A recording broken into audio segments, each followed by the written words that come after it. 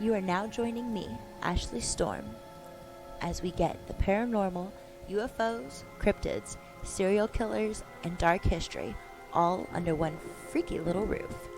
A gathering place for the morbid curiosity to come and play and learn about the deepest, darkest parts of the unknown.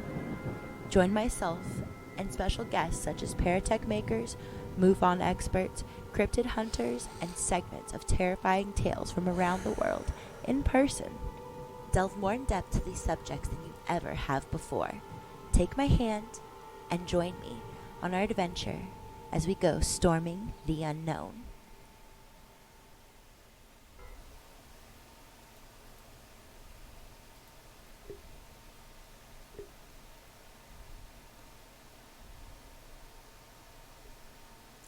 Alrighty, guys, we are back. Alrighty, guys, we are back with a stream that you can actually hear this time. Sorry.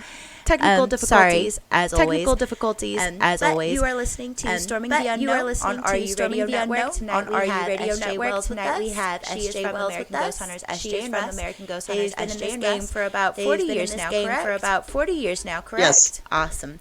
And she is one of my favorite people in the world. And she is one of my favorite people in the world. So this is going to be very special, very special stream. So make sure you guys can hear me. Make sure you guys can hear me now. All right. Yes. And what we were talking about was our abilities as mediums get in the way of the parts of what we do.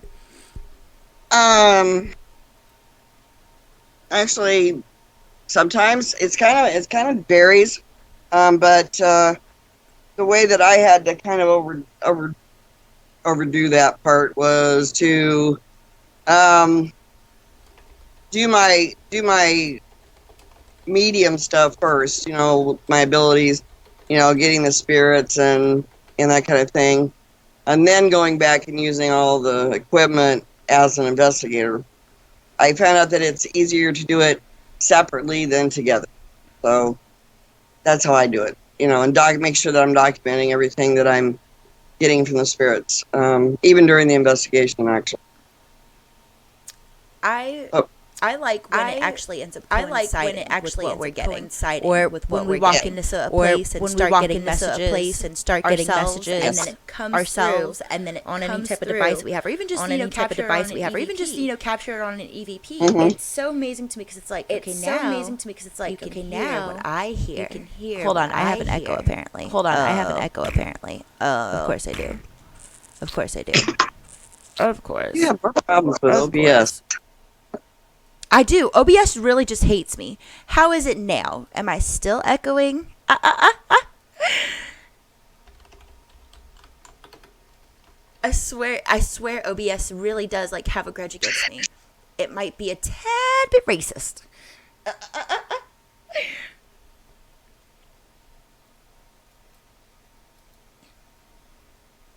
Should be better now.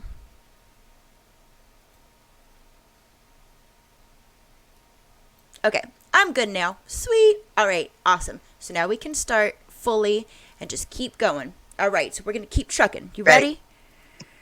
All right. So I wanted to ask you, what is one particular moment that I guess spoke to you enough that you believed in the darker parts of what we do? What was the first time you actually really experienced anything evil or just truly shaking? Okay, it wasn't when I was an investigator. It was when I was very young. We lived in this old farmhouse, and there was the man that had originally built the place was still there.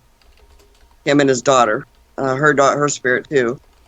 And he would come and stand in the doorway and stare at me, or come in and pull my blankets off, or pull me by the ankle, and I'd fall on the floor. I mean, he was an evil spirit, I would say, very malevolent.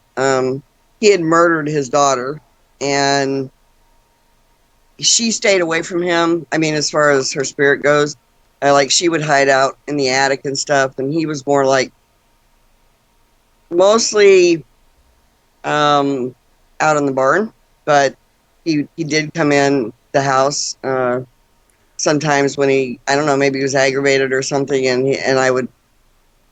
he'd know that I would speak to his daughter's spirit or something, and then he'd get really upset and um, do really bad things, like pull me off the bed and scare me and stuff. And none of my family knew. They kind of knew the place was haunted because the weird things that would happen, but they never really paid much attention to it. But me, I got the brunt of I got the brunt of everything. So that was the first time. Does anything ever follow you? I mean, have you had one particular energy or spirit that's followed you since you were younger? Yeah, I not that I know of. I mean, if they have, they've never made themselves, aware. Never made me aware of them. Other than my guides, that I know are around me all the time, and my angels. But other than that, no spirit that I can put my finger on, like that. See, and that's why I still sleep with my lights on, because something's followed me ever since I was little, and it literally just sits at the edge of my bed every single night, like just Mm-hmm. watches me, and it never really does Right. anything. It's just weird. It's just Yeah. there, and it feels dark. Because even sometimes TC will get weirded out. He's like, dude, you have to tell it to go away or something because I can't sleep. I feel somebody just standing there watching me. And keep in mind, he doesn't believe. I mean, he believes, but he's one of those people like, just if I don't think about it, it doesn't exist. But I mean, sometimes it gets so strong that even he feels it watching and he's like, dude, tell it to go away. He's like, or do some of your witchcraft, your voodoo or something and just make it disappear because I can't sleep. It's watching me. I don't have to worry about that with Russ because he's sensitive too. So we kind of both get our different things. So yeah, I mean we've had spirits follow us home. Yeah, I mean, be riding down the road and know that somebody's in the back seat watching us. I mean, you can feel it on the back of your neck. It's like the hairs go up and the chills go down your arms and down your back, and you know that somebody's with you. But You just that feeling like somebody's watching you, like even humans, like you can feel it when humans do yes, it. I know when people are staring at me because I feel for some reason their energy focused on me, and so I feel it with the spirits too. yeah, I call it my spidey yeah, senses. me too. I say, okay, who's here and who's bothering me?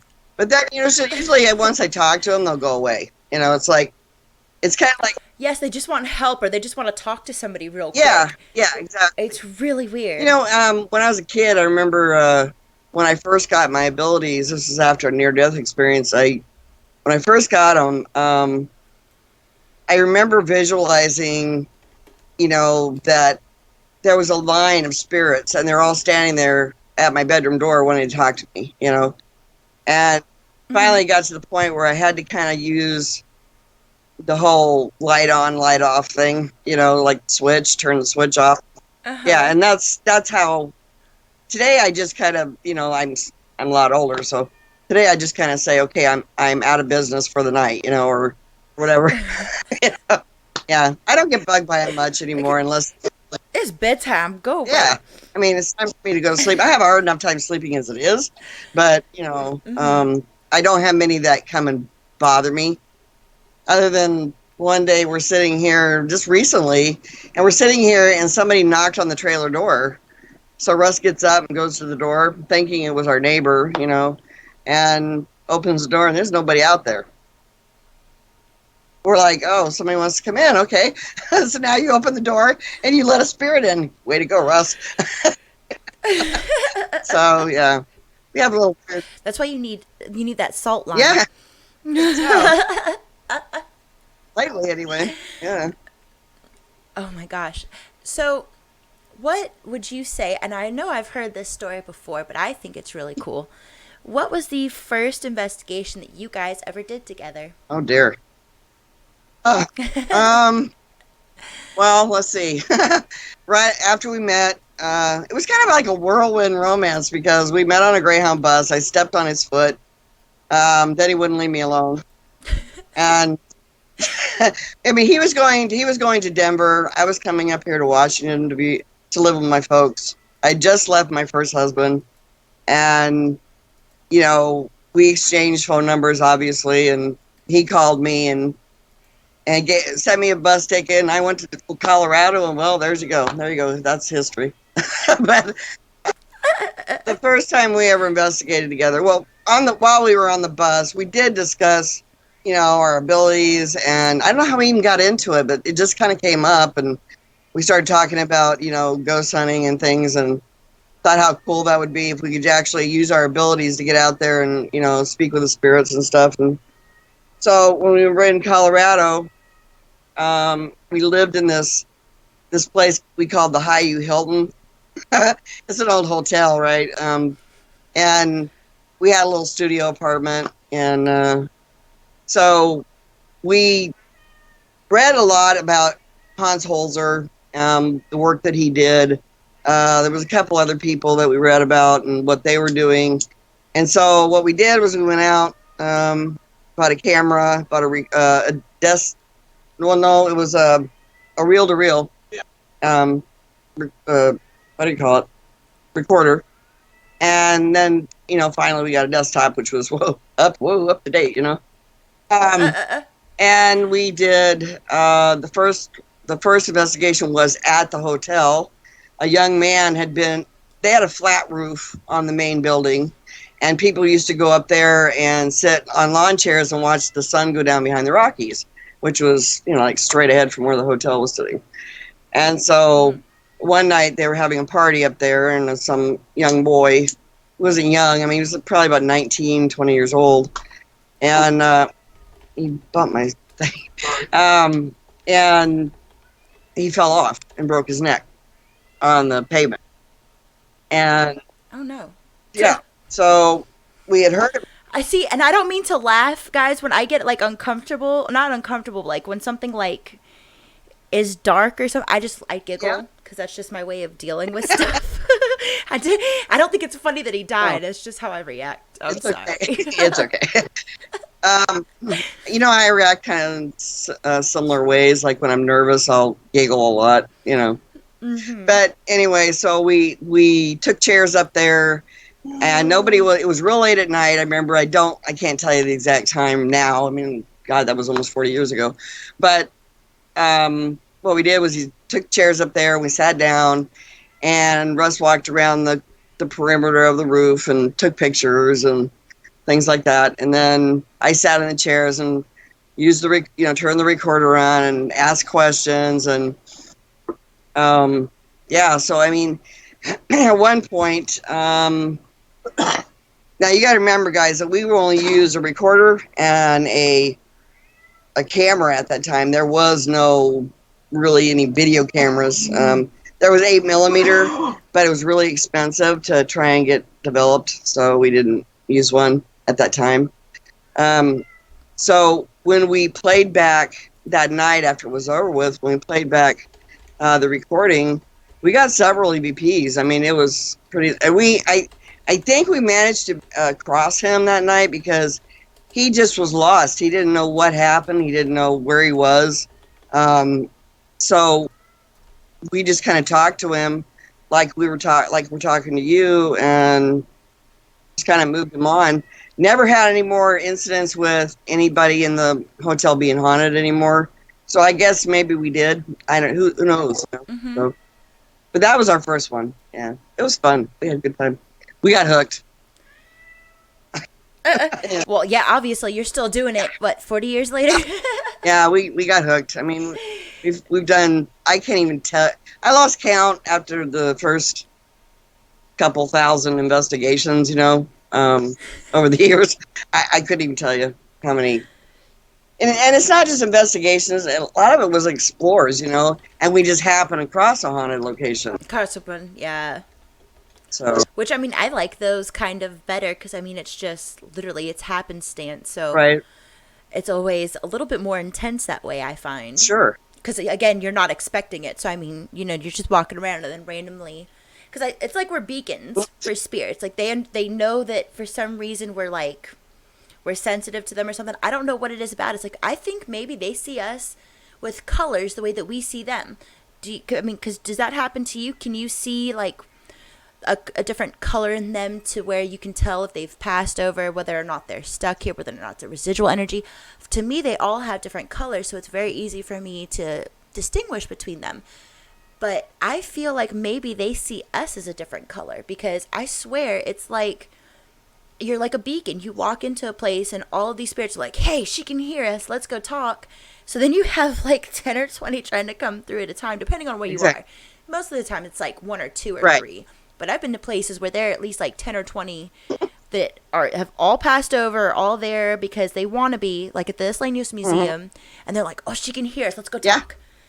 And so my spirit box session, you literally had a bunch of different languages coming through, all languages that were very relevant to where that area, and really personal stuff too, as to people that I knew that were related to these people. Yeah.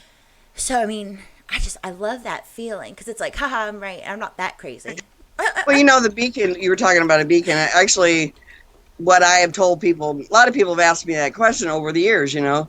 So, well, how do you know? I mean, how do they know that you have certain abilities or something? I said, you know, I always thought of it as like being a lighthouse, and you know how the lighthouse puts out that really bright light, and it's like a beacon for them to follow. And I think that's how they see us, as because our, you know, our energy, our aura, or chakras, whatever you want to call it. A lot of people call it different things, but I call it an aura. And your aura, if you're healthy, and in our case, like, you know, because you have abilities too, our aura sticks out about 3 to 4 inches from our body. In most cases, in most people, it's about 1 to 2 inches. So I think that when they see that extra brightness, it brings them to us. Like you said, literally like a lighthouse. Like it's just exactly. And then they all come up on us. Yeah. Well, like the first spirit I ever came in contact with was when I was 5 years old, and I was sitting out in the yard playing with my dolls, and this old lady walks up. I was sitting by a tree, and she walks up and comes kind of around the tree and asked me if I could do her a favor. And, you know, my mom and dad always taught me to be nice to older people. So I said, sure, I can do that. And, you know, she told me I'm not going to go into all details because it's kind of a lengthy story, but basically after that day where I saw her, it was like she told every spirit in the world that I could do. Hey, she can see you. Yeah. Yeah. And all of a sudden, like I said, I had this line of spirits. You ever seen the movie Ghost? And they're all lined up waiting to talk to her, you know. That's kind of what it reminded me of, actually, now that I saw the movie. But back then, it was kind of, okay, you know, I don't want to do this. You know, I'm not supposed to do this. This is sinful, because I was raised in a Southern Baptist church, so everything was kind of, oh boy, you know. Yes, I was raised strict Roman Catholic, so I mean, it was kind of like doing the devil's work when I was little. You know, I mean, everybody kind of was like, oh, you need to take her to a priest because there's something wrong with her. And I'm like, no, I can just see him. I don't know why. Like, but in my culture, luckily, we were really strict with the Roman Catholic thing, but we're also very ritualistic. And like, we go to the medicine woman on top of the hill instead of the actual hospital when we get sick, you know. And we have tatamonas and duendes, like the actual spirits of our ancestors that watch over the island and actually infect people when they disrespect parts of the island, like the laddie stones and stuff. So, I mean, it was such a weird mix of it because, you know, I was told by half of my family, they're always going to be there, so you can choose to interact with them or ignore them, but they're always going to be there. And then another half of my family, like, you shouldn't be playing with that. That's the devil's work. Right. Like, well, make up your mind, guys. Which one is it? See, that was the reason that I never said anything to my family. They assumed that I was just a very quiet, inward type of person, and they, you know, I got bullied a lot when I was in school. So, said I was weird and all kinds of stuff, but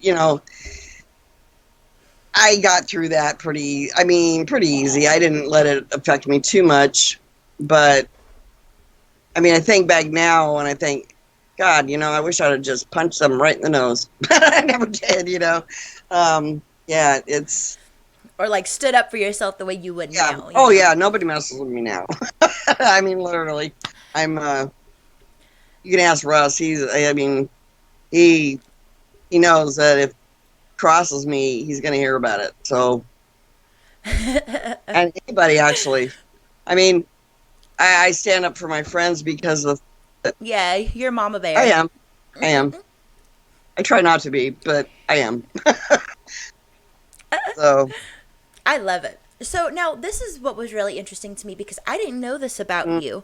And I mean, I've had it since I can remember. Like I don't know if it's just because of where I grew up that I always saw them and just interacted with them.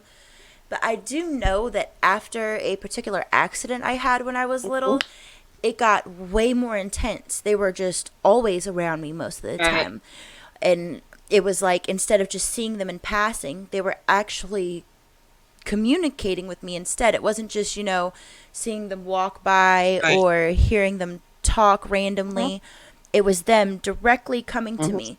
So the summer before my fourth grade year, that was the last day of school, and me and my friend were playing, and she was big, way bigger than me. Like I'm big now, but when I was little, before all this happened, I was a stick. I was little itty bitty with a big old head and just like a little bitty body, and she was way bigger than me. So we were playing tag, and she kind of like tried to tag me, but her weight just shifted, and she ended up pushing me over. But the way I fell was where the concrete met the Yeah. grass, and I fell and hit my head perfectly just on the edge of the Uh, concrete, and actually ended up getting a subdural ah. hematoma. And they had to put me in a sleep-induced coma for 2 weeks just to get the swelling to Mm-hmm. stop. And when I woke up, it was like, and I don't remember anything from it. Like, I don't remember, seeing a light or crossing over or anything like Mm-hmm. that. I just know that when I woke up, it was stronger than it ever was, and they have never let up Yeah. since. Yeah. Mine was, I had double pneumonia. Excuse me. And back in those days, I don't know if they still do or not, but I know that back when I was little, they would put children in an oxygen tent, and the whole bed would basically be covered by an oxygen tent. And that's, Hold on 1 second. You're cutting out, knew that, sweetheart. There you go. okay. I always knew that something was happening to me, my body. I could almost feel like something was wrong. And Mm-hmm. so I kind of like felt myself going. It's kind of like you feel like your body, like your soul lifting out of you. And about that time, the room lit up really bright. And I thought it was a nurse, and I could feel myself like almost like taking my last breath. And my body, I sat up. Of course, my body didn't sit up. I sat up. My soul sat up, and there's a lady standing next to my bed in this long, shimmery. I don't know. I can't even. It was like a light. It was like light. It wasn't like a dress. It was like light. And stop bumping the table. And so, she just kind of took me into the light, and I kind of went up through the ceiling and into the light, and I was there. I don't know how long I was there. It seemed like forever, but I was only there, I guess, a short time. And she brought me back. I saw a lot of things when I was there. A lot of things that lets me know that we're not alone, and that everything is so beautiful there. I can't even describe. Everything is luminescent. Like everything glows. Or, or It's literally the contrast between the light and the dark. exactly. I can't even explain how beautiful this place was. There was buildings and huge buildings that just went on forever.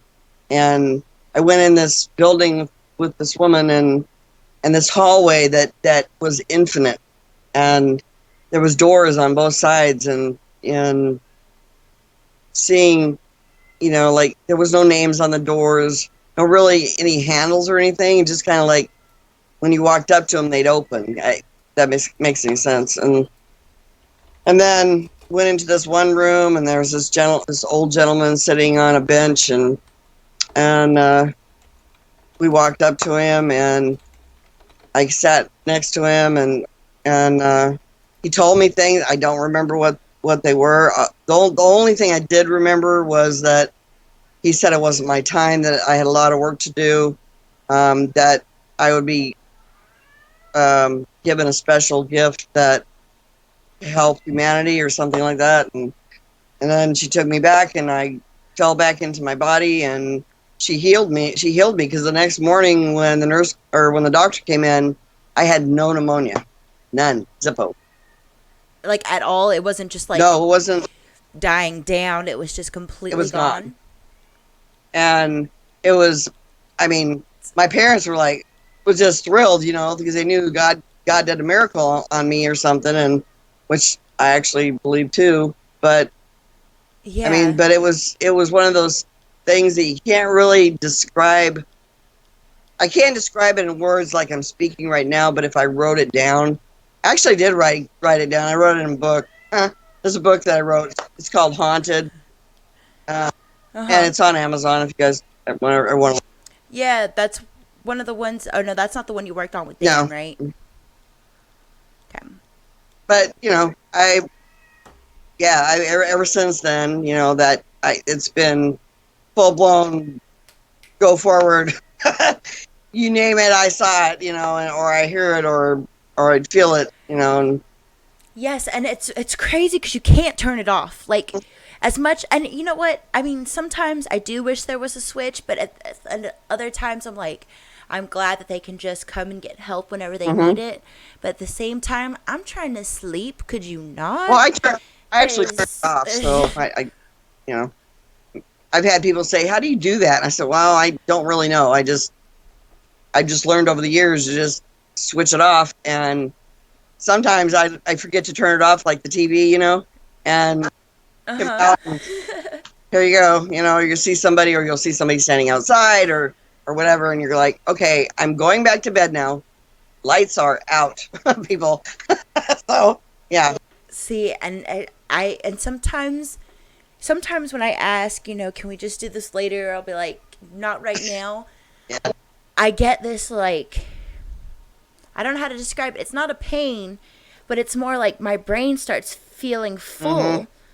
Like then they just start kind of like overpiling all of their stuff inside of my head to where it's like, no, you have to talk to Yeah. me now. And so I just have to do it. Like I have to just start saying whatever's coming to mind or like trying to help them in any way that I Mm-hmm. can. And it drives me nuts because again there can be like multiples, especially when we're actually inside of a location, multiples trying to get different messages to you, and you're like, hold on guys, wait your turn, remember, like stay in Mm-hmm. line, wait till you're called. Almost, I mean, I wish that there was I just I wish that it was not as intense as it is Mm-hmm. sometimes, because to take a break or to be able to breathe when you walk into certain places would be That would nice. be. But a lot of the times that doesn't happen for people like us. Well, in most cases, I'm okay. I can walk into a place. I get the energetic charge up starts on my feet and just goes zoom right up my body. And in those cases, it's usually a very strong spirit, and so those are the ones that I'll pick up on first, and then the ones in the background, I'll get them as time goes by. But I tell you, sometimes it can be so overwhelming, and then by the time that you're done investigating, just like when you were doing the ambush theater, Ashley, I knew I Mm-hmm. knew that when you were done, you were just going to be zapped because they were so around you. You know. Every single one of Yes. them. And it was, and again, but though it was literally like 4 hours before they even started trying to come near me. They were, those spirits are so weird because I've never had them ever be that weary of me. Normally, you walk into a place, and I guess because of the aura, like you said, whatever color that we give off, they're more attracted to us for some reason. But every single spirit inside of the Bonnie and Clyde Museum, they made me earn their trust. They made me earn it. Yeah. And after 4 hours of sitting there going through the personal history that I had written for Bonnie and Clyde, reciting her poems, playing music for them, all of the music back from that era, trying to get Bonnie to sing. I brought her a microphone. I bought them gifts and all this stuff. And I could tell she wanted to talk to me, but Clyde was keeping her away because he was like, no, we don't know her yet. Like, just wait, okay? And then it was after I read that poem, that's when we got that first response where through the spirit box, through a spirit box, she comes through and does a full verse from her poem. They won't give up till they die. Right. She came through and said it on the freaking spirit box. Like, that normally just random craziness. She came through and repeated it back to me, finishing out the poem. And then after that, it was boom. They all just kind of swarmed around me. And then you guys even hear the spirit box session where it's like they can finally hear each other or hear their own voices. So they want to use that as much as possible. Yes.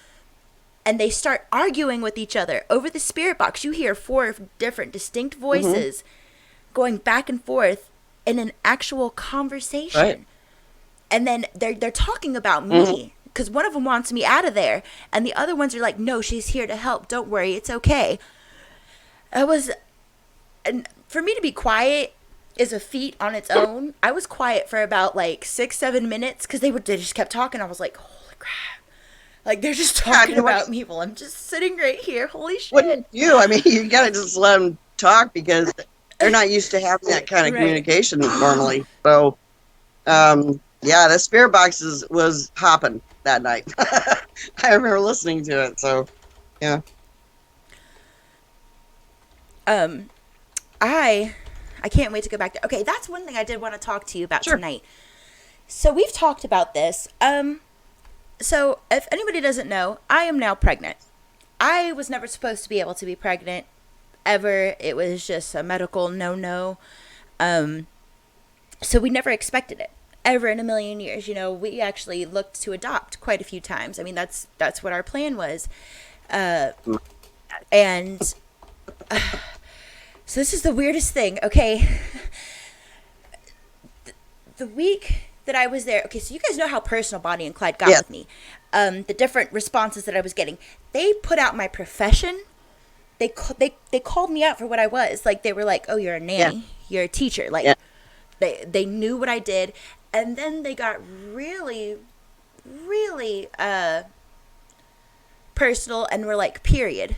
And I was on mine at the time. And for you guys that are watching, I'm sorry if it makes you gents uncomfortable, but we're all grown-ups. It's okay. Yeah. And that was the last one I ever had. That weekend, that whole weekend when I was there, she talked about how she lost her baby. Yes. She talked about losing it, how sad she was that she didn't have it anymore. And that's one of the biggest things of why they haven't passed over. One, that they're not buried together. And 2, that nobody sat there and told the truth about the baby. She wants something to be known about the baby. That weekend, after I left, is what was officially marked as my conception date. Yeah. The weekend that I left there. And I honestly believe it has something to do with them, like, being, like, guardian angels or guiding lights or whatever it is. That was just kind of her little gift as, like, a thank you for helping her. I truly feel that because I wasn't the only one who thought it. I was like, whoa, this is weird. Like, I'm pretty sure this is Bonnie. I have friends who don't even believe in this stuff be like, dude, that was Bonnie. Like, she gave you a baby because you helped her. Yeah. She probably put in a good word for you and they said, okay, ask Ashley to have a baby. So there you go. And it was just so weird because, I mean, it lines up. And every time that and this is what makes me even more sure that they have something to do with it, is when I went back the second time, how protective Clyde was of me. When Clyde the first time wanted absolutely nothing to do with me, Mhm. absolutely nothing. I mean, he would interact a little bit, but he was nowhere near as interactive as everybody Right. else. He wasn't like the person in the forefront talking all the time. Sorry, the heartburn is so bad now. Um, and he would not leave my side. He was literally standing behind me, like he was protecting me the whole time. And I thought it was just because Jason was with me, my old investigator, and because I was upset at Yeah. him, like he was just trying to calm me down, kind Uh-huh. of. And now it makes more sense as to why he was protecting Uh-huh. me. I mean, that's just, and Janice, that's Janice is in the chat laughing right now because she said the same thing. She was like, it was Bonnie. Before I even said anything, she messaged me back. She was like, it was Yeah. Bonnie. Um, Melissa's son Noah actually said that God sees the light that she has, and so God sees the gift that she has, and she brings light to other people. So he wanted to give her another gift. It was the way that an 11-year-old put it. So I mean, everything about it is just real freaky. Didn't I tell you that I think I said that too before you told everybody that you were pregnant? Yep, that it was Yeah. Bonnie. Well, it's kind of like, it was their way of kind of living through you because they didn't get to have their child, so. Exactly. That's exactly what I thought. And so the lady said that it might be twins, but they can't exactly tell right now because I'm too early. Yeah. And the way that everything is set, like, apparently I have a gangster uterus that, like, leans back. Uh-huh. So you can't, like, tell as easily in sonograms and Yeah, stuff. I have that same problem, actually. Yeah. So you can't tell. So, like, you got to get a little bit farther along. But she was pretty sure that she saw two in there. And so me and my brother were actually talking about it today. Wouldn't it be crazy if it was twins and it was a boy and a girl? I was already thinking that. I mean, that would just be, that's so weird, but I mean, that'd be awesome. And he was like, you got to name them Bonnie and Clyde, which I was already thinking about. And Bonnie's my grandma's name. That's so, cool. That fits. I mean, that just works. Yeah, that works, right? Yeah. Bonnie Boo. Hey, Oh, speaking of absolutely. that, I found the cutest little outfits for a boy or girl. And I'm going to get you one. It's so cute. And you said something today that made me think, okay, I saw a post of yours and it made me think, oh, that would fit perfect for these babies. So, yeah. And I said in my mind, That's so funny that you said babies. Yeah. I thought, yeah, babies, so. That's hilarious because everybody's saying the same thing. They're like, it's twins. And I'm like, how do you even know? Like, what? But everybody thinks it's twins. And that would be really weird to me if it was a boy and a girl. Like, it was just their way of trying to live vicariously through me. Yeah. Literally. And they're gonna have abilities too. Oh, that's what I told TC I want a shirt that has a profoundly paranormal Yeah. on it, but it has lead investigator up here, and then has investigator in training on There my you go. stomach. Because the baby's already been on plenty of investigations. Janice said Angie made it through a car accident on top of it. Somebody is definitely watching out for you. Absolutely, because actually, I'm gonna actually add this on there. Yeah. So, what happened to me with that, and this was actually right on my stomach. Mhm. So, I mean, that car accident was horrible. My car was totaled. Like, they took it, they gave it to the wrecking yard. It's done Yeah. for. And I had just found out that same day, that morning, that I was pregnant. And I wasn't sure. I had just taken a few tests and just kind of thought, well, holy crap, this is weird because I don't ever feel like this. Like, my energy level is ridiculous. I'm like the freaking Energizer Bunny. But I was getting to the point where I was like, ugh, after 2 hours of doing something, I'm like, oh, God, I need to take a nap. And I don't ever take naps. Like, I sleep 2 hours a day, and I'm fine. Yeah. And I was feeling like crap. So that same morning, I find out, well, I had took 2 tests, and it was, the real expensive fancy test that it's like airproof kind Yeah. of. And I was shocked. We were both shocked, and we're like, okay, we have to make an appointment now because this is just weird. There's something wrong with me, or I honestly thought I was going through early menopause. I was like, that would be more on track with how my body works than me actually being pregnant. So I honestly didn't even think anything of it for a very long time. But that same day, just to be careful, and my automatic instinct was, I play softball and rugby and volleyball. Mm-hmm. So my automatic instinct when anything comes at my face is to block it. Like just do anything with it. Just keep it out of my face. Yeah. But I saw it coming out at my stomach. And I was like, this is not going to happen. Not today. So when I saw it coming out at me, I actually took my hand, which is why my scars were so bad on my hand. I took my hand and pushed the airbag back in. That way it wouldn't hit my stomach, because I didn't want anything to happen to my stomach just in case I was. Yeah. I took the airbag and pushed it back into the steering wheel. Like, I punched it back into the steering wheel, which is why, I mean, you can only see the scars now, but my hand was horrible because I had the chemical burns inside of it, because my hand was inside of my steering wheel that was cracked wide open. Oh, yeah. To make sure... Yes, he is behind you for sure. Just found you online just now, Barry. I don't know what they're talking about, but that's okay. I'm going to add the image real quick of my stomach. So this is what... Hold on 1 second. So I'm adding the picture on here real quick, guys, of what happened to my stomach. And I mean, keep in mind, this was... Oh my gosh, this picture is huge. This was right on my stomach where, I mean, I think they could see it now. It's going to keep moving. But you guys see it, you guys will see it in a second. That's actually the bruise that I ended up having right over where they did my sonogram for the first time. So you guys can see how bad that bruise was. That was the seatbelt bruise that I ended up getting. And somehow the baby still made it through safe. I mean, it was just an insane experience, because it's literally like something, I know something watches over me. You know what? I can feel it all the time. You have an angel watches over you. He's very, very powerful, and he watches over you closely. And that's why your stomach didn't get hurt any worse than it did. I've always felt that, and I know that one of them for a fact is one of my uncles, my great uncle, my mama's brother. He and I were very, very close. God, the pregnancy emotional part of it is starting to get to me now.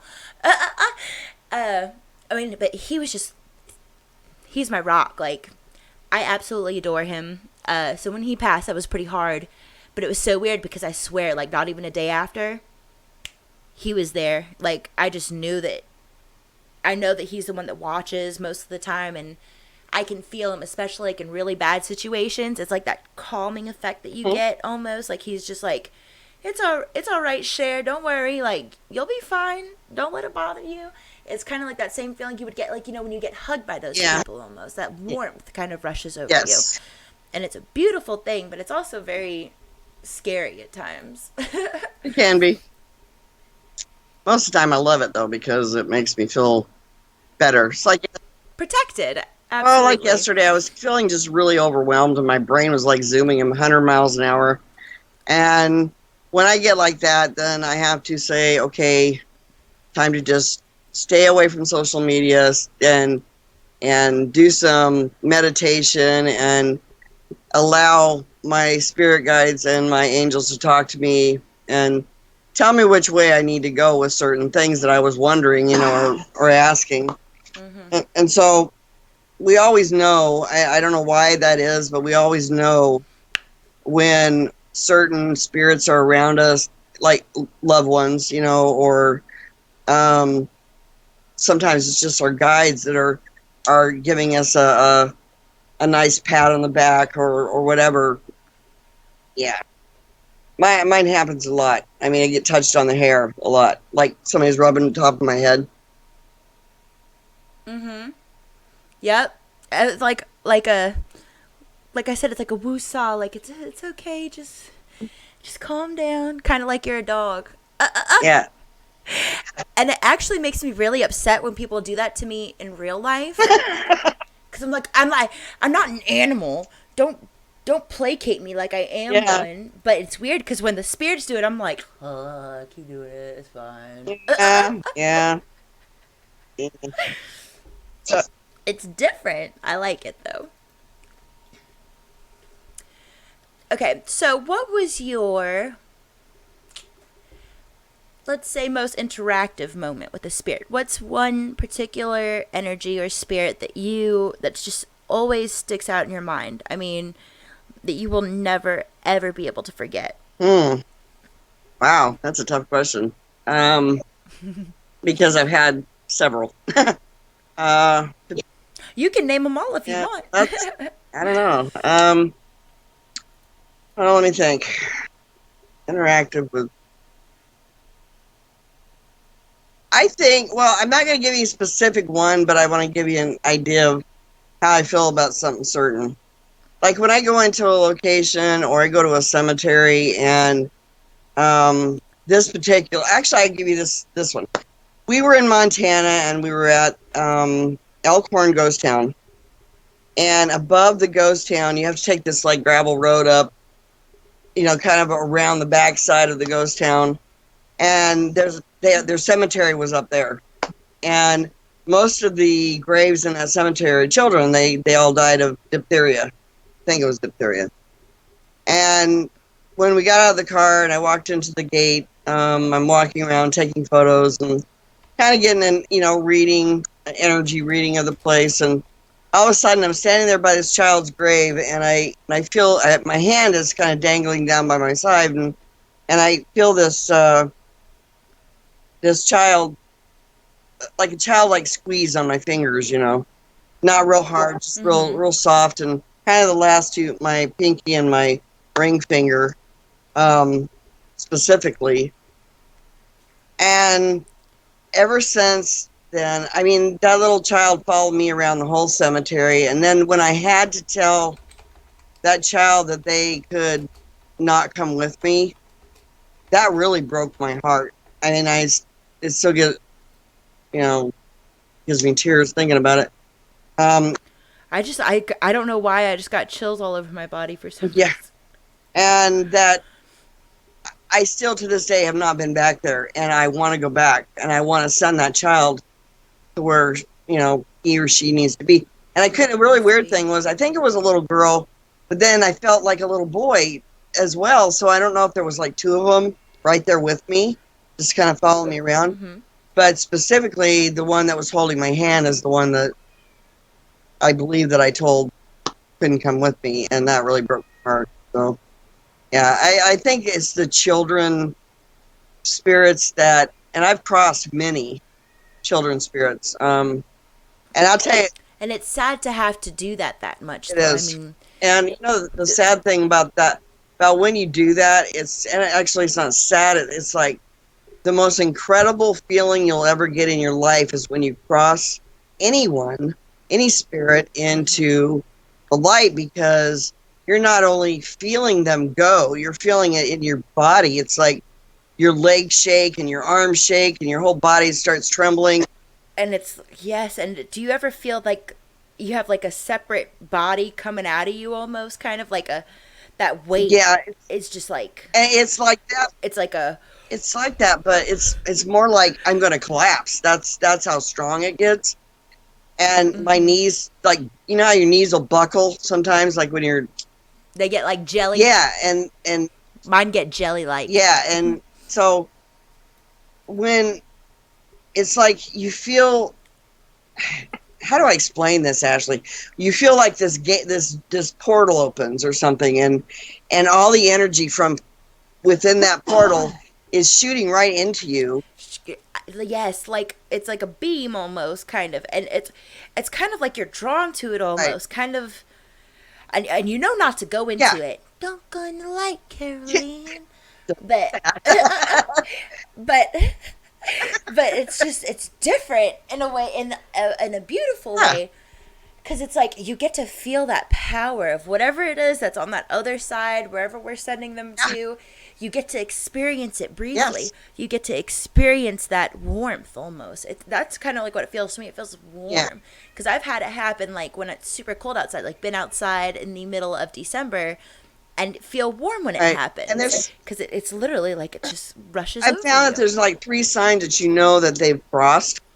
Um, One is the smell of roses, very strong smell of either roses or some kind of flowery smell. Flower. Um, I usually smell strawberries for some Another one reason. is like a pop, like when you pull a cork out of a champagne bottle or out of a wine bottle, and it makes that pop sound. That's very loud. Yes, you'll hear that. It's kind of like that's when the portal's closing back up, and you no longer get that energy surge. Um, and there's another one, but I've only experienced it one time, and that was where you saw them leave. I mean, where I actually saw the child leave and go into that light with the. There was a woman standing there. I believe I'm almost positive it was her mother. Waiting on. Her. And so, yeah, that was that. That's pretty Yeah, I only cool. experienced that one time. Um, See, it's funny that you say that pop noise because I don't ever hear it out loud, but my ears yeah, pop when it happens. Like it's like that. yeah, it affects Like when me. you're in a plane, like Yeah, that. but it's an amazing. I mean, I wish I could just give that gift to somebody one time. You know, to where they feel that peace, the warmth, the love that you feel coming from that light. I can't Absolutely. explain it. Because it definitely helps when you start feeling really negative or just having like a bad day, like just to remember that there is something sweeter and softer out Mm-hmm. there, you Exactly. know? I mean, it's just an amazing, like you said, it's an amazing feeling. And the fact that we can't really share that with anybody. I mean, we can try as much as we want to, like when we document it and Yeah, stuff, but you can't unless you can actually unless you feel can put it that put it sensation. in a box like a Christmas present and put a little red bow on it and give it to them. That's the only way that they'd ever experience that that one explosion of unforgettable energy. And I it's like sticking your finger in a light socket but not getting electrocuted. Exactly. You know? That's a very good way to Yeah. describe I it. mean, that's the best way I can describe it. I mean, other than The the electricity flowing through your body, and I've kind had it, of. I and like that. then comes the aftermath. Then you're unplugged for 3 days, at least, where you go home and all you do is want to sleep. And Yes, that draining. and Which again is so weird when I experience that because it's it's horrible because I have so much energy mhm, naturally that when I have to do that, and usually, I have an 8 hour drive back home after I do stuff like that, or a seven right, hour drive back right, home. It's usually a pretty lengthy drive to try and go back, and you have to do that while completely depleted. Like your entire battery source has just been right. completely drained. There's one thing that I don't know many people know, and I I probably I want to say this, and it's kind of important. When we do that kind of thing, when like a medium or a psychic or whatever you want to call us, I don't really like labels, but that's me. But when I do something like that, I know, and this is something that I learned when I was from my near death experience, is that when you help a spirit cross, especially, or you actually interact with a spirit, and it's every time that you do that, you lose a piece of yourself. It's like having your heart in like a million pieces, and every time we do something to help a spirit, they take a little tiny piece of our heart. Does that make sense? Oh, absolutely. I know exactly what you mean because uh, it's kind of like I know for me, specific places, I mean, it's like you always want to go back because, like you said, you leave a part of you with these Mm-hmm. energies. And I mean, even if they've crossed over, you, for some reason, your energy is just like etched into that place Yes. now, that Uh-huh. location. And so it's like you have to go back from time to time just to get that comfort of Yes. home. I'm like, sometimes, okay, TC said I did this a few weeks ago, and I don't remember doing it. We'll get to that next. But I have moments where I'll just start, I guess, channeling stuff and just start talking random Mm-hmm. crap. And it makes no sense to anybody else that's around me, and I'm not aware that I'm doing it. But we were sitting there watching something on Netflix, and I was like, I just want to go home. But we're sitting inside of our apartment. I was like, I just want to go home. And he started talking to me. He was like, what are you talking about? We are home. And I was like, no, I want to go home, Mm-hmm. home. He's like, where's home, home? I was like, back to the museum where I'm supposed to be. And it was weird. And he recorded part of the conversation after a while because he was like, nope, you're doing it again, weirdo. Like, I'm recording this part. And the end of the conversation was, no, I just need to go home. Why don't you just let me? Uh, And I was starting to get mad at him. And then all of a sudden, randomly, I just was back to myself. And I'm like, what are you doing? Why are you recording mm-hmm. me? He said, because you were just acting super weird and you showed me. And I was like, oh, that's just Bonnie. It's fine. She just wants me to go back. I feel that all the time. Like, they kind of sneak into you to try and get you back. Right. It's like a, hey, remember me? Come back and Yeah. play type deal. Well, that's happened to me a couple times, but nothing to what you're talking about. But the thing about home, that's kind of what, we were just talking about the portal being open and crossing these spirits. That's what it feels like home. Home. Everything about home, the perfect home, the apple pie, the grandma and grandpa, everything, That warm, fuzzy feeling you get. every special thing that you can remember from your lifetime, that's home. And I believe that we go back to, when we go, it's like we go back to where we're most comfortable. Actually, Russ had that experience himself, where about a month before our last granddaughter was born, or no, before my daughter found out she was pregnant with our last granddaughter, Russ had a dream that he went to the other side and his grandmother was there, and all his relatives are all his relatives are pretty much gone now, and he went to the other side and they were all there, and there was this little girl playing on the floor, and he asked his grandmother in this dream who that little girl was, and his grandma said, you'll find out soon. Well, actually it was a week, not a month. Yeah, about a week later, our daughter comes and tells us No that she's way. pregnant. And then when Mackenzie was born, she looked at Russ. Russ was a shock because she looked exactly, she got a little old. Like how she's. Yeah, how she was.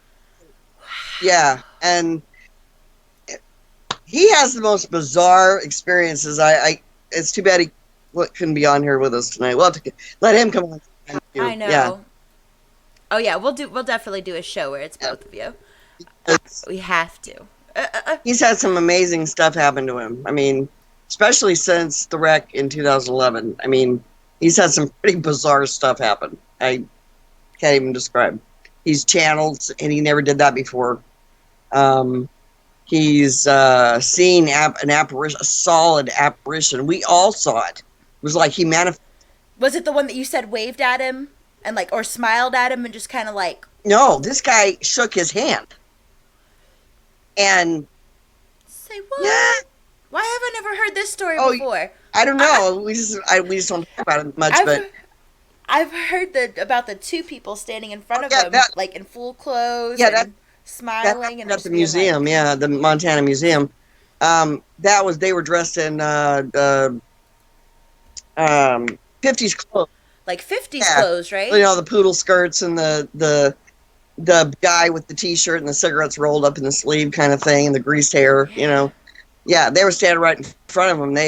And as soon as he started walking forward, he was trying to get something to get a picture of him or something, and they just like dissipated. He said it was like watching Star Trek and the transfer. That's what it looked like, kind of that sparklies that used to go. Like they got beamed Yeah, up. Beam me up, exactly. Scotty. So I absolutely love that. Okay, so we'll go for about 10 more minutes. And of course, we'll do another show with you, obviously, because there's so much to talk about. It is just pretty late, and I don't want to keep everybody or myself because it's like 10:30 here. But one last thing I did want to touch on was, how do you feel? And we'll also talk about Paranormal Summit before we end this. We'll go ahead and plug that.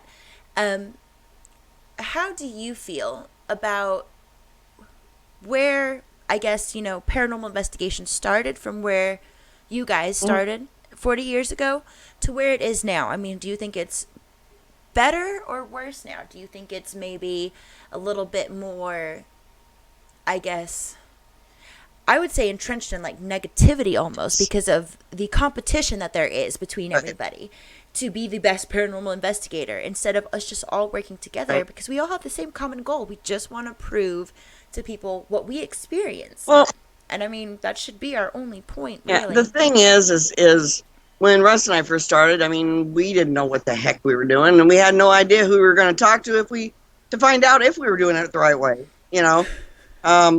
except. And it's not like you had like Google and stuff to just be like, Yeah, hey, there was no internet. How do I investigate the paranormal?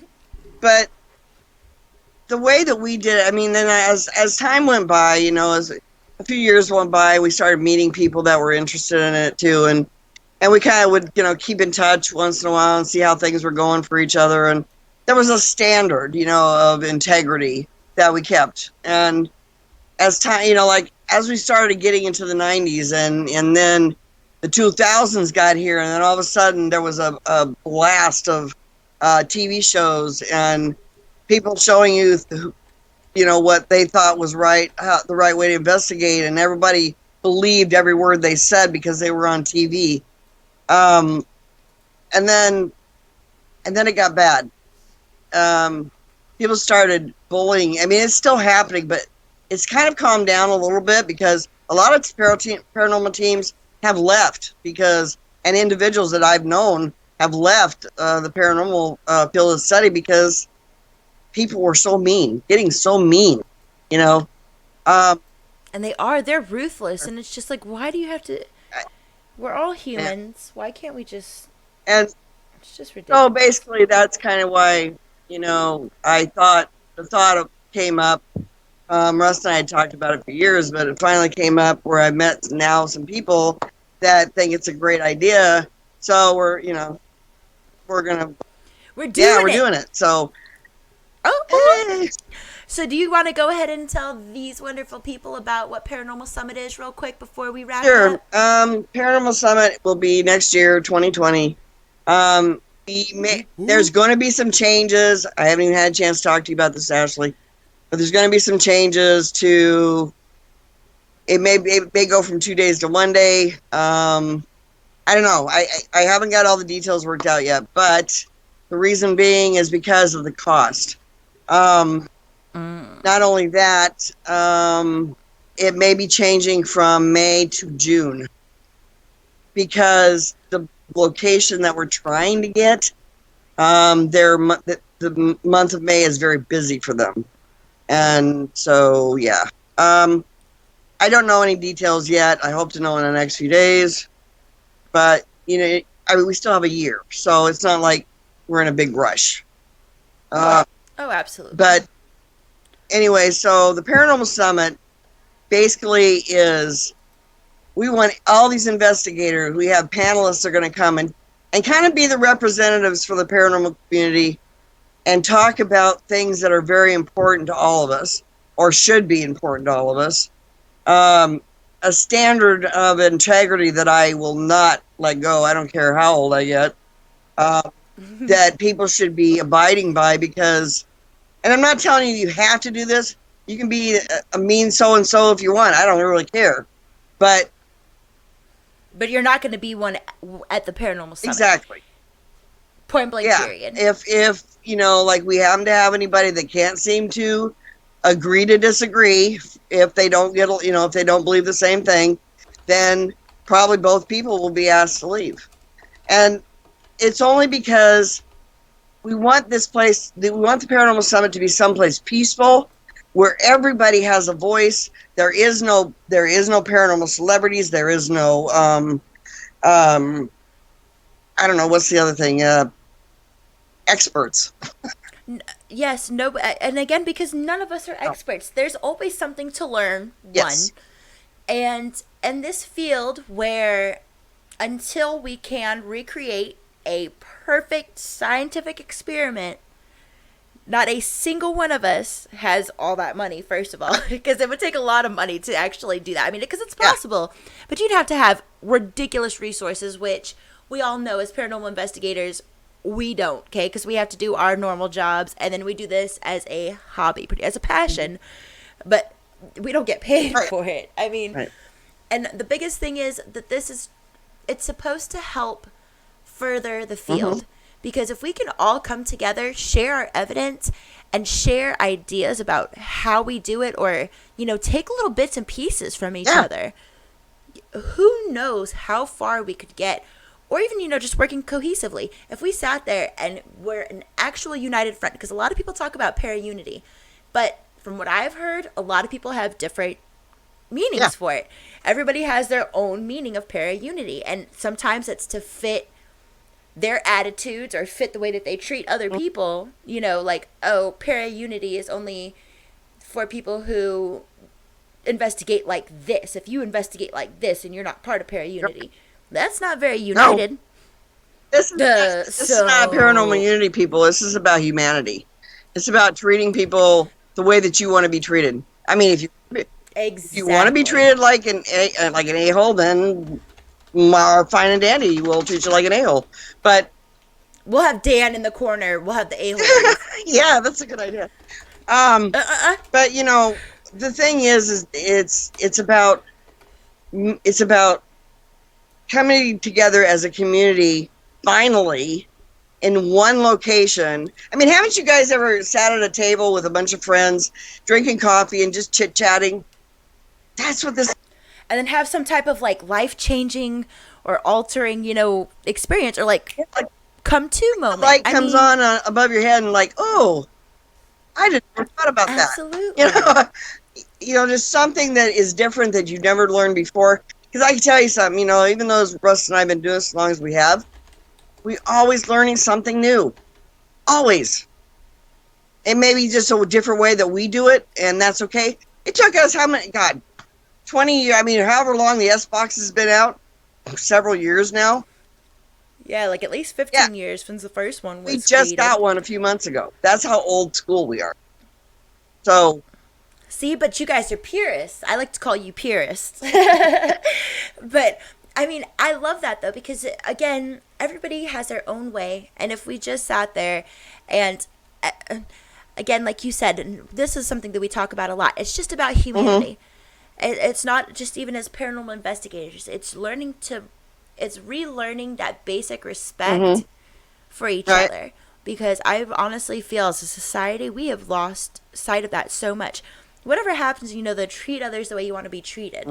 I know for a fact nobody wants to be treated like they're an asshole, but everybody treats everybody like assholes. Yeah. But and then they complain about it, and they're like, well, people have an attitude with me. I was like, well, you kind of got one first, so. If you don't, it's like this. If you don't give me attitude, I'm not going to give you attitude.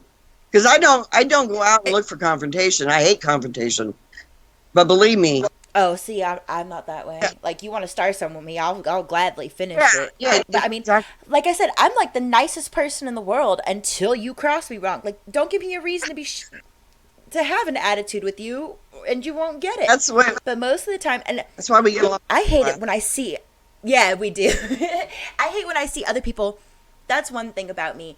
I cannot stand, and we'll close out with our paranormal bully busters, but I can't stand seeing people being bullied in any way, shape, or form. Mentally, physically, verbally, anything. I see it anywhere. It does not matter where I am. I go from this Ashley, the hi, how are you doing, to hold the fuck up.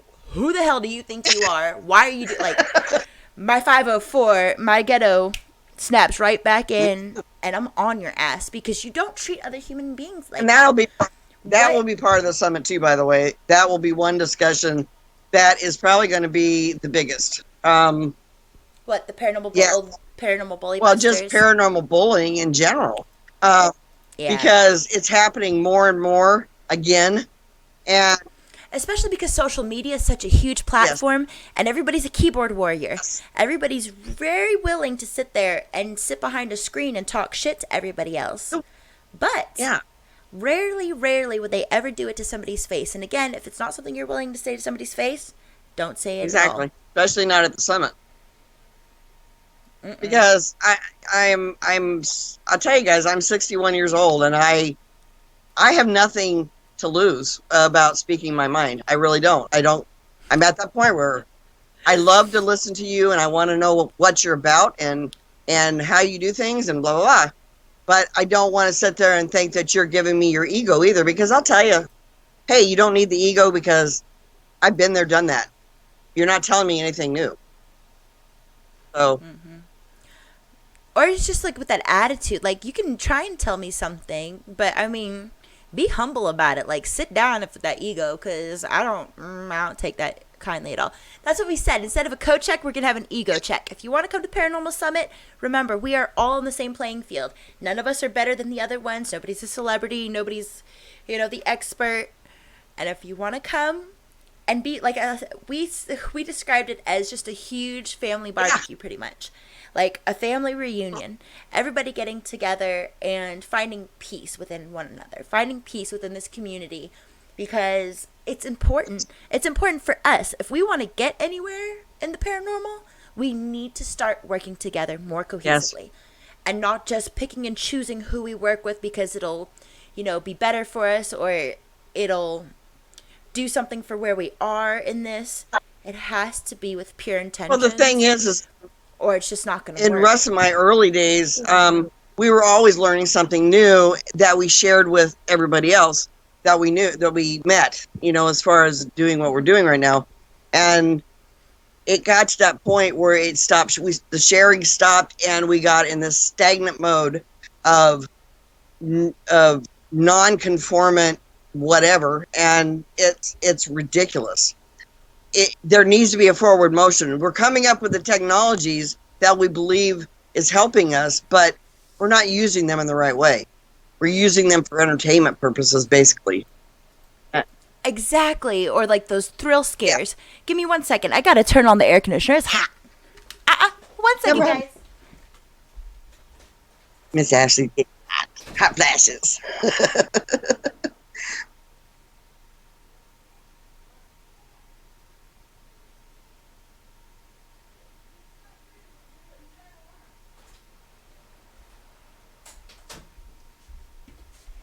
Okay, I am back.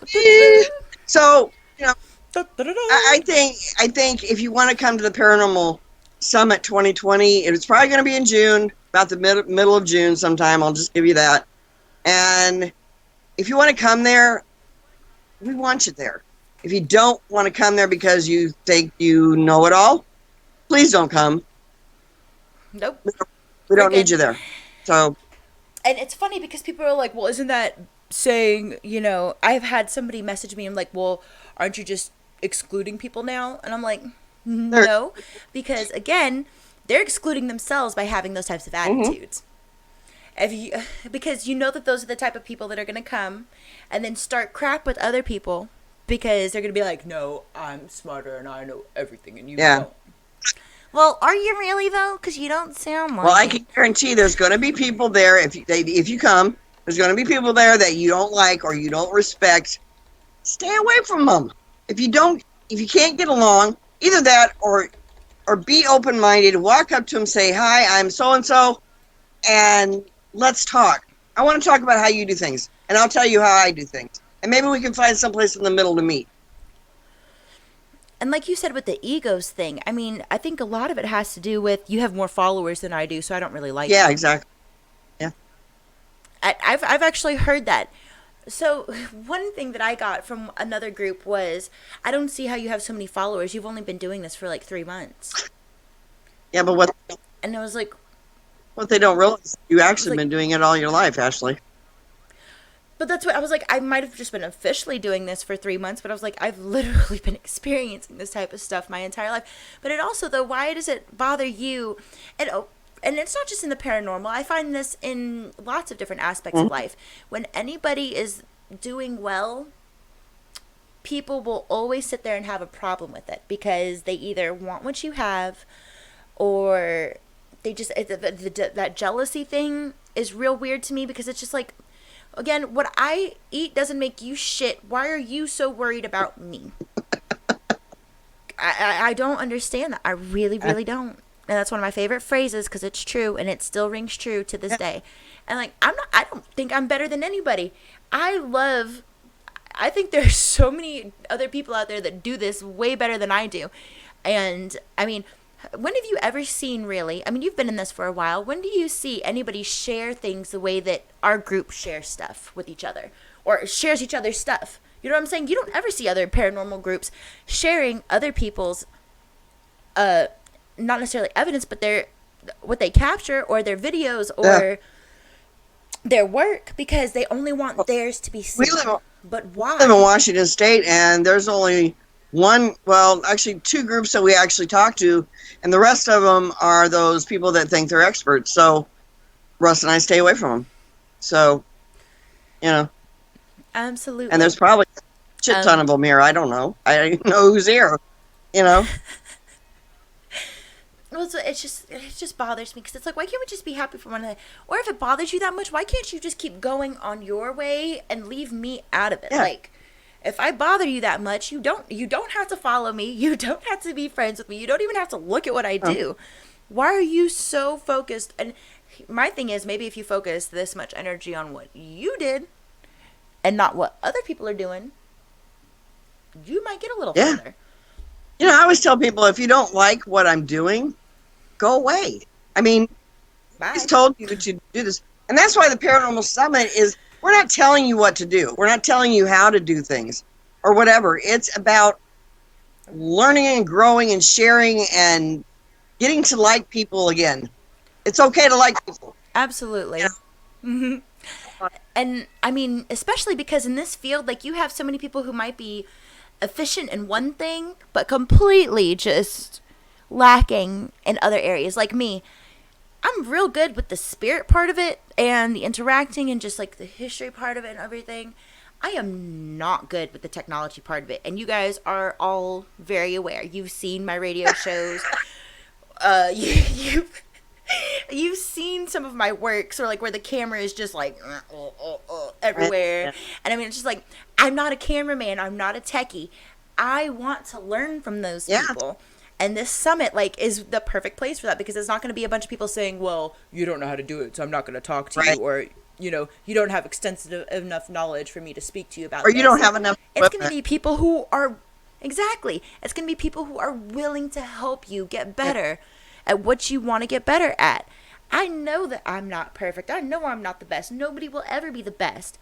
But I want to try as best as I can to do the best job that I can. And I know that by learning more about the technological side of it, that will help me. This is the one last thing I want to say about the summit for now. And there's a page on Facebook.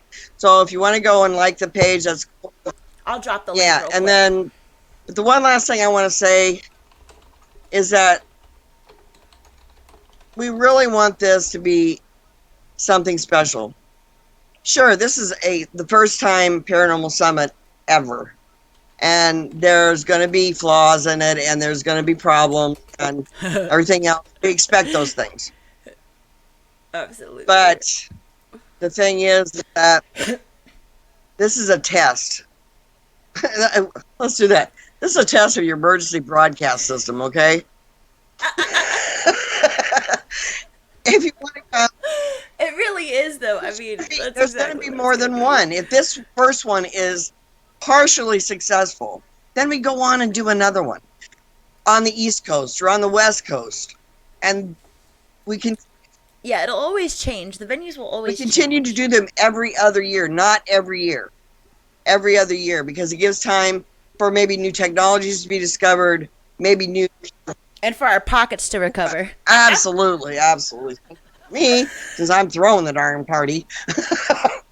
um, Actually, I also have my business page, which is Raven Lady Events, which Yeah, I'm gonna post that real quick too. actually hosts. It will be hosting this, so I'll be the hostess with the mostest, guys. Sorry, that's what somebody told me the other day. Who was that?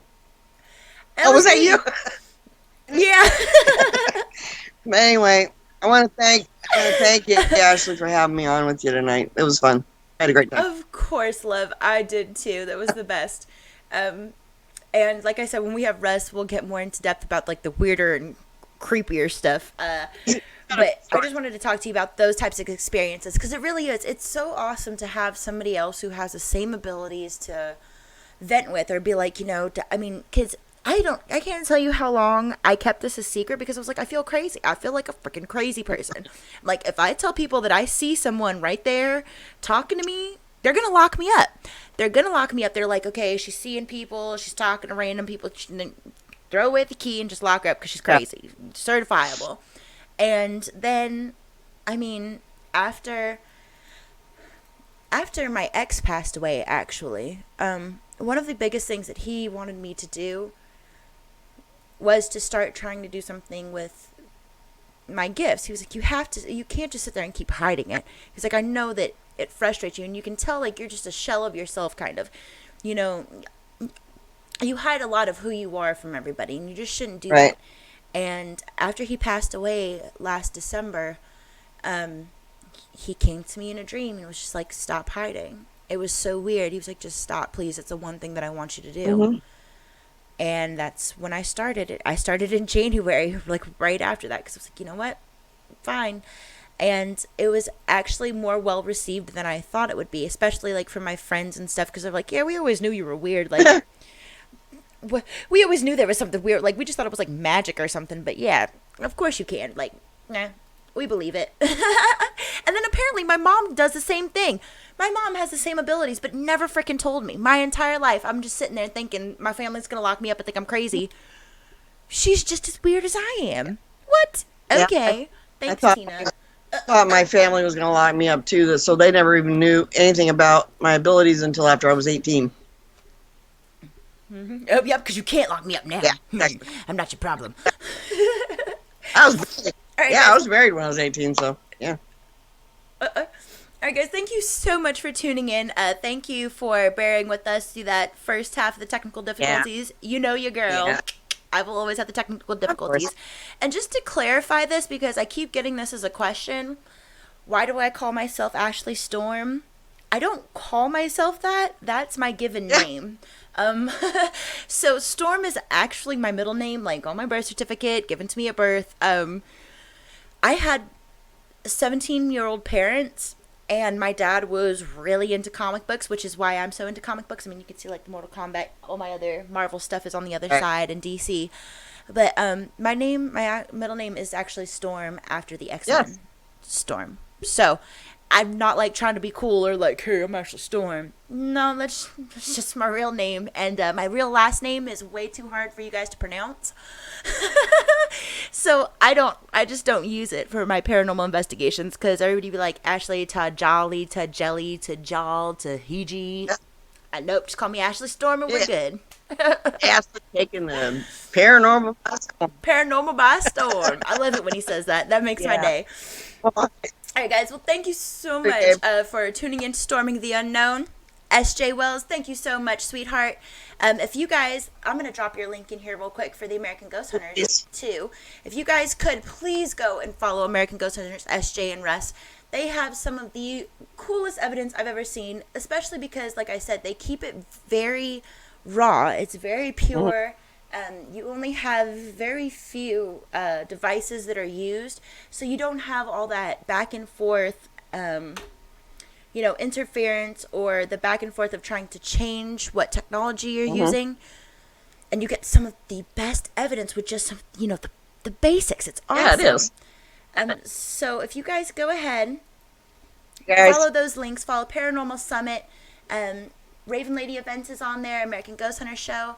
And thank you, Steve. Thank you, Andrew. You guys have a good night. Everybody else who's watching, have a good night. And just hang in with me 1 second, because we are going to do the Paranormal Bully Busters closeout. Make sure you guys read this thoroughly. And remember, somebody out there does care. You are cared for. Somebody will listen to you. This is not just for the paranormal. This is for anybody, any age, any background, any race, any religion. Right. There's always somebody willing to listen and willing to help you. Please use these resources. If you're feeling lost, if you're feeling hopeless, there's no reason anybody should be taking their lives or feeling like they don't deserve to live just because of words or the way they're treated by other people. It will always get better, especially if you're young and you're watching this. You might hear this for some reason. It will always get better, and I promise you that there's at least one person, two on here, that care about what you're going through. So here you go. This is our Paranormal Bully Busters. If you are a paranormal team and you guys want to use your media platforms to help us spread this message, please go ahead and message us and get on one of the regional lists. If you are a loved one or a victim of bullying, no matter your age or circumstance, please call the number below or go to the website to get help at 877-NO-BULLY, or you can go to www.stompoutbullying.org. You can also donate to the Stomp Out Bullying organization on this website. Everything goes directly back to